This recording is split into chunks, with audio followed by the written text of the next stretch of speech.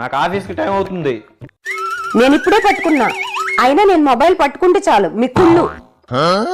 హుసేయ్, నేను ఆఫీస్కి వెళ్ళొచ్చేంత వరకు నీకు ఇదే పని కదే.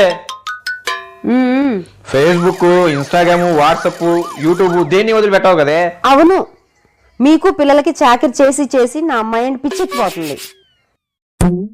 రిలీఫ్ కి ఎంటర్టైన్మెంట్స్ కూడా చేసుకోనివ్వరా? తలకేస్తా కాలకేస్తావు తల్లి, నిన్నేం చూడద్దంటలా. నేను వెళ్ళేంత వరకు నా పని చూడమంటున్నా.